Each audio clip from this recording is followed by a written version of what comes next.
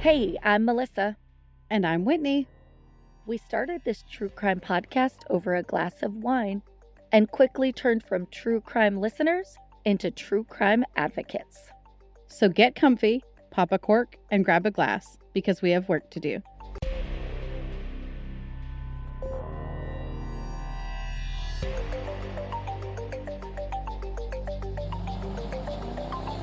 This is Cults, Crimes, and Cabernet. Some content may be unsuitable for sensitive listeners. Discretion is advised. My little brother, Martin, a very, very smart kid. He loved Austin and wanted to live here as soon as he graduated. You know, we did everything together. Went to the gym like 5-6 days a week. He was, just full of energy. He was such a great kid. He was always happy. He was so respectful, had so many friends. And I mean, he was just such a good kid to the core. You know, he didn't even cuss. You know, he was just so like the salt of the earth kind of person. As you may know, we've been diving into this Ladybird Lake mystery. We've had the opportunity to speak with many families, including that of Martin Gutierrez. Martin graduated from Texas Tech University with a bachelor's degree in business. Originally from a small town in West Texas called Coahoma, Martin had visited his older brother many times in Austin and loved the big city. He knew after he graduated that he would be moving there to be with his older brother. Martin and Mitchell were best friends despite the 7-year difference, and Mitchell's eyes sparkle when he talks about his little brother. When Martin moved in with him and his wife, Whitney, it was the greatest time of his life. The two would do most things together, everything from dinner to the gym. They had a schedule and it worked for them. Work, gym, dinner with the family. Maybe it would even get switched up a little bit to gym, work, dinner with the family. The 25-year-old had his whole life ahead of him and was happy to be living it. Mitchell described him as being smart, caring, and the salt of the earth. He wouldn't pass a stranger in need of help, but would stop and help them.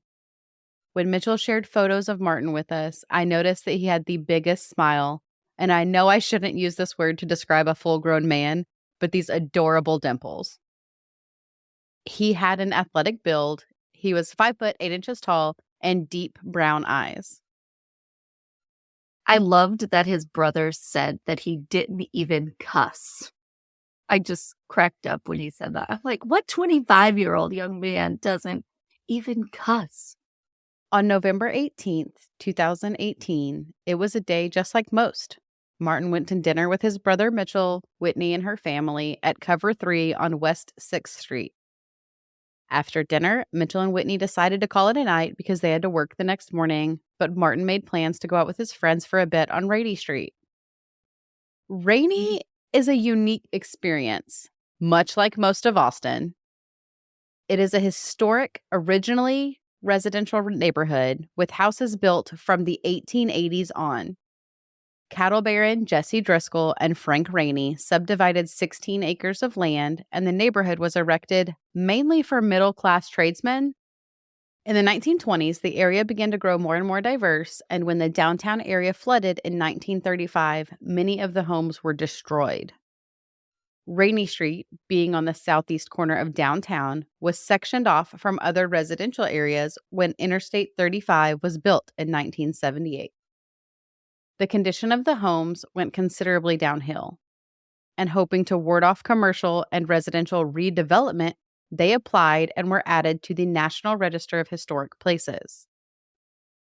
The bungalows would be rezoned for commercial use in 2004, and the revitalization of these older, rundown homes began. The opportunity to remodel these homes and turn them into bars or restaurants was seized by many, as you did not need additional paperwork or permits to become a bar or restaurant. Each location on Rainy is unique. Everything you can imagine is on this street. There is one bar that is circus-themed with a giant giraffe outside the front of it and a slide on the inside. Then there's a high-end cocktail bar. There's food trucks. There is a place for everything and everyone. They all have large outdoor spaces that were once backyards and porches and balconies. It's just a really neat vibe. There are food trucks of every type of food you can imagine, and the best mini donuts you could ever eat. It's one of my favorite things to get on Rainy Street. There's street performers and strings of lights crisscrossing the whole street. Martin met his friends at the Luster Pearl, located at 94 Rainy Street, and had a drink around 11:30 p.m. According to bank statements and surveillance footage, Martin had one drink. The Luster Pearl is the second bar from the end of Rainy Street that is the furthest from Ladybird Lake and closest to I-35.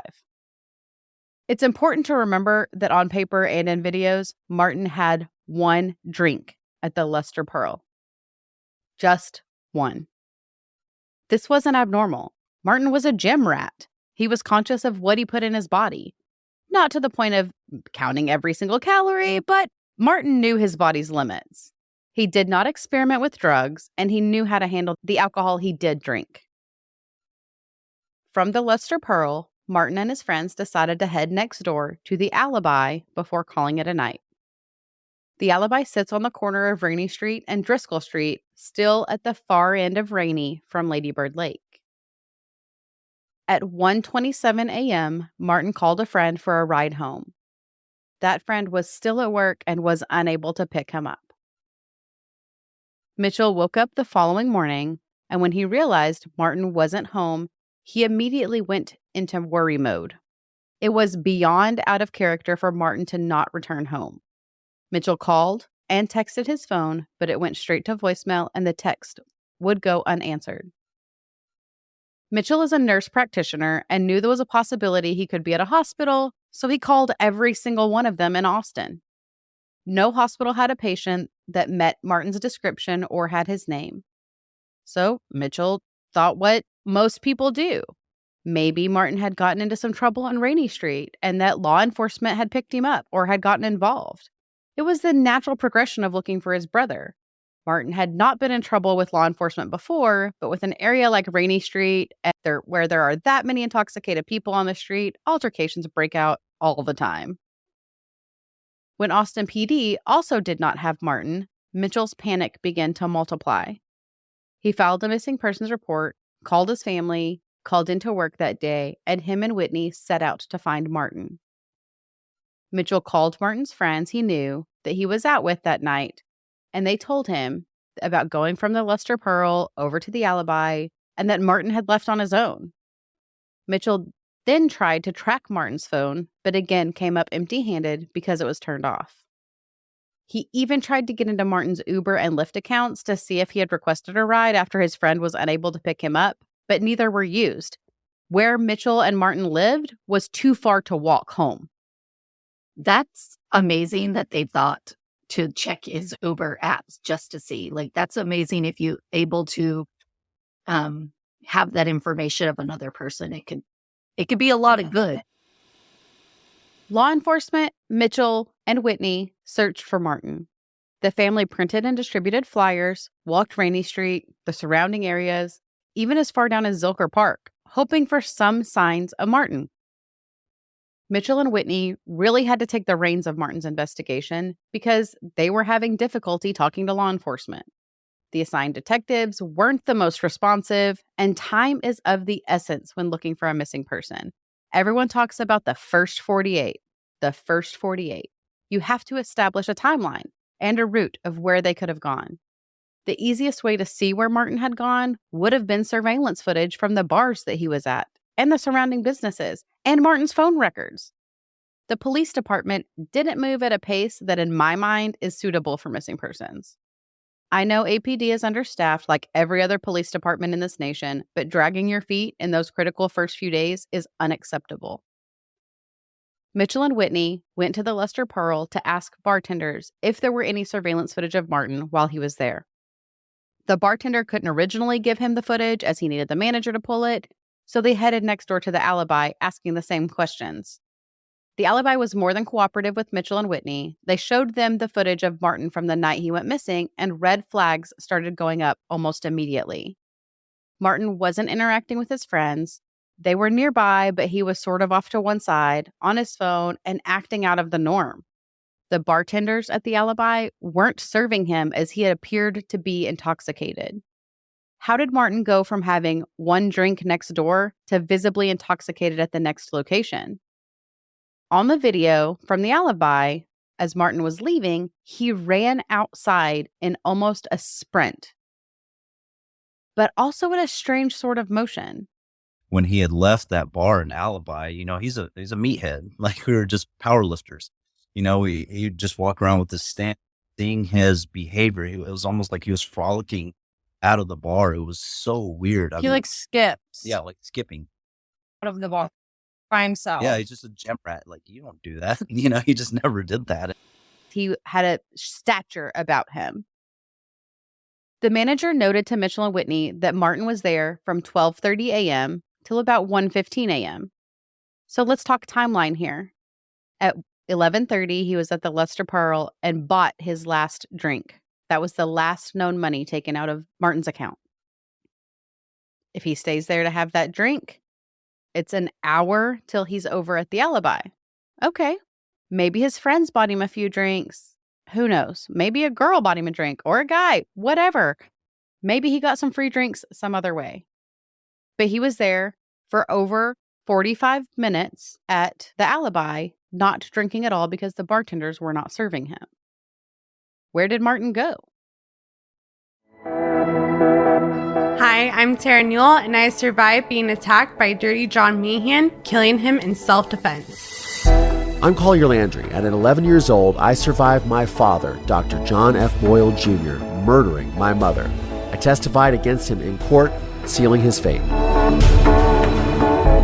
We've come together to interview fellow true crime survivors. Our goal is to give survivors back their power by helping them tell their story their way. Our show, The Survivor Squad, will be launching soon. In the meantime, head to our website, thesurvivorsquad.com, to sign up for updates, send us your suggestions, and connect with us on social media. Thanks for listening. And we look forward to sharing more ethical true crime content with you guys soon.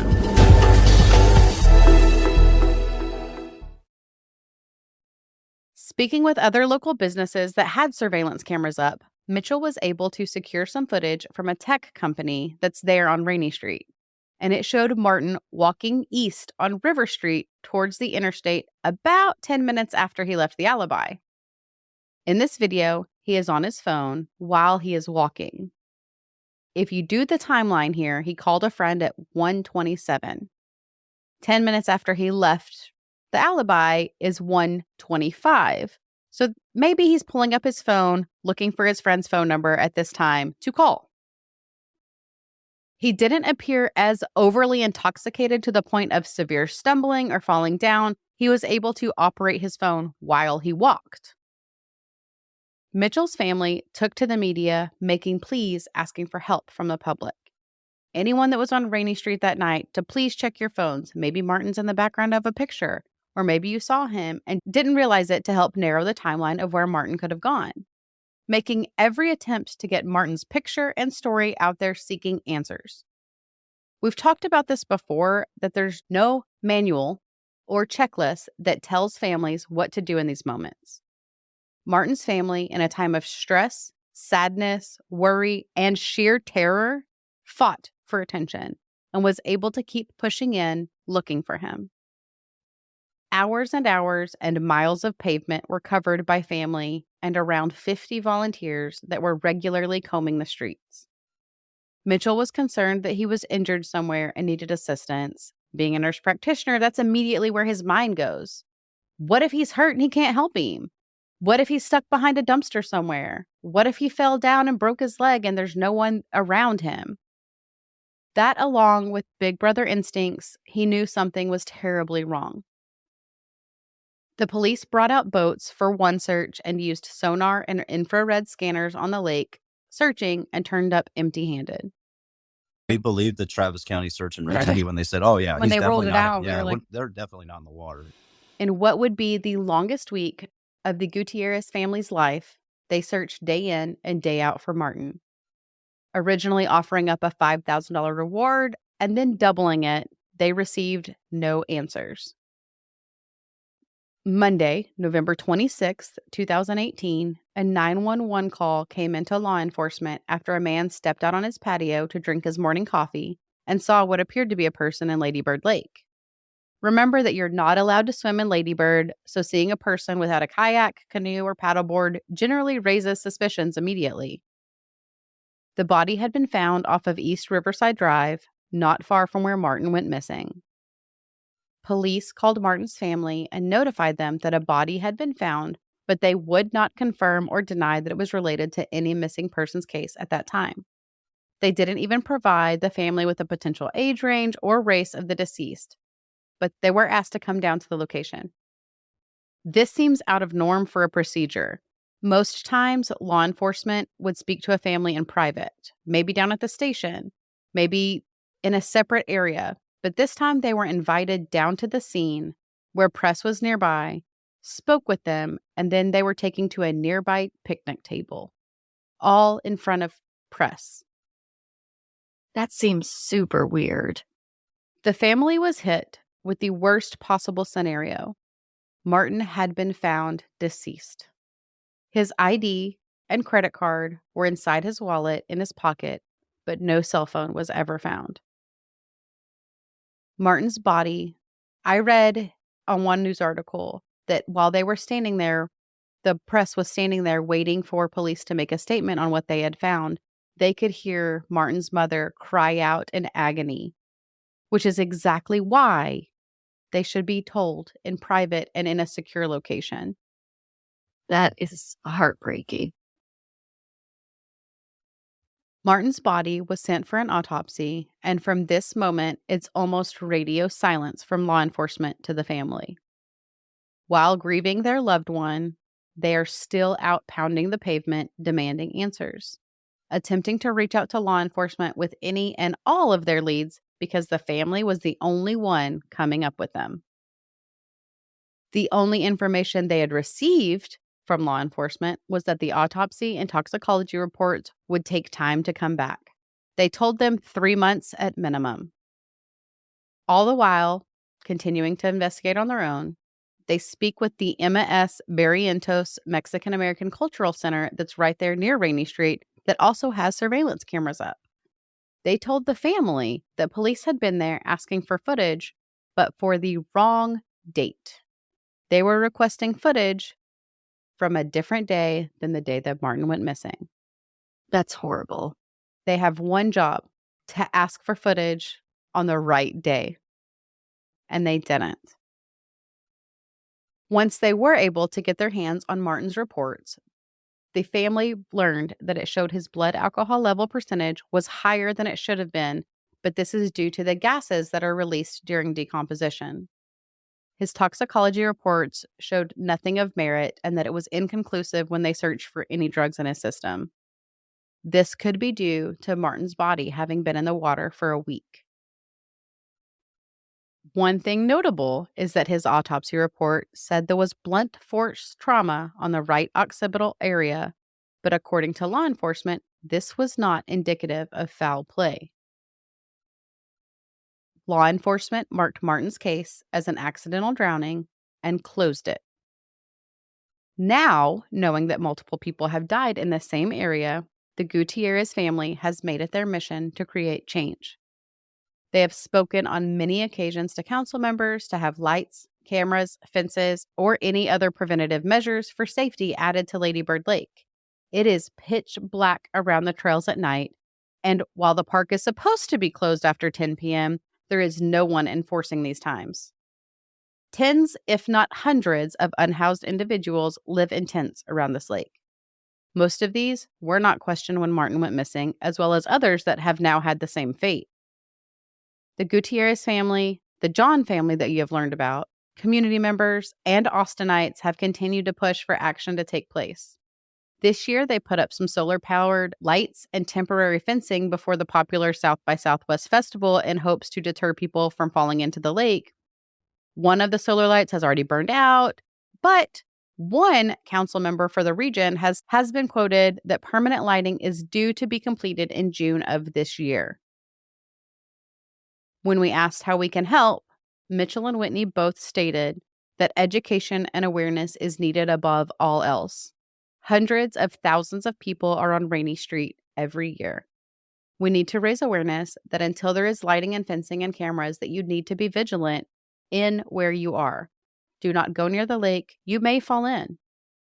But I also have questions about the blunt force trauma that was found on Martin's autopsy. Mitchell said that Martin wouldn't turn down helping a stranger. Did someone ask for his help and then he was attacked? Was it an attempted mugging? Did someone push him into the lake and he just hit his head? Martin was an experienced swimmer, and even intoxicated, his family was confident that he would have been able to make it to the shore. More and more questions are arising than being answered now that we are digging into this. And even though Martin's case is considered closed, we ask that if you know anything, to please contact the Austin Police Department at 512-974-5000. I am not confident that this is an accidental drowning. I think that further investigations need to happen and that more needs to be done. I completely agree. It's happening way too frequent, and the circumstances regarding some of these accidental drownings, it just does not line up. And like we talked about in the overview episode, the fact that Martin seemed to be severely intoxicated after possibly only having one drink makes you think that he could have been drugged. And with all of the reports that we have been hearing about, it's not out of the question, that is for sure. Outside of the fencing and lighting that they are pushing for, they are also helping advocate with other bartenders downtown and with the Facebook group that we are a part of potentially getting drink covers put in, or the straws that change colors when your drink is drugged when it detects a mysterious substance. They have been so wonderful to us, and they really provided us with a platform where we could be heard again, where Martin's story wouldn't just get brushed under the rug, where people remembered my brother's face, his story, everything, which is what I always wanted, was people to not forget him and for change to happen from our situation. And that's what we've really been trying to focus on. Like I said, is, safety, police assistance, and lighting. Like, that's our agenda. That's what we want. That's why we just keep pushing along with all of these, meetings, posts and everything we can to just make noise. There's a lot of tools that are out there, but it's getting them to be distributed far enough to make a positive change. So we are hoping to help with that. We're hoping to reach out to those that are working with bars, and maybe the bars it'll be something that they're willing to do on their own. Maybe they'll brand them on their own and start offering that as an option. But something needs to happen. Exactly. And it's definitely time. Enough people have died in that area, regardless if it was accidental or not. Change needs to be happening. There's an amazing group of people that are fighting for this change. We also are asking for anyone that you may know, if you have heard that they've had a scary situation near Rainy Street, or if you feel that, or if they feel that something could have happened to them. There's been hundreds and hundreds of people reporting that they feel that they've been drugged on Rainy Street and that something could have happened to them. So we are trying to catalog some of this information and see if there is any connections. I mean, we've got to make those connections. If law enforcement's not going to do it, how do we do it and be loud about it so that we can make sure that this isn't happening to more people? Exactly. And that these families, like the Gutierrez families and the John family and the other families that we have spoke to, are able to seek justice for their loved one. If these are not all accidents, someone needs to be held accountable for them.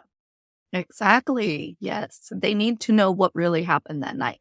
And only a solid investigation is going to give them those answers.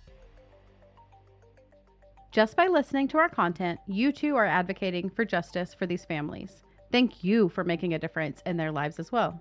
We want to share a few ways you can support us to continue our mission.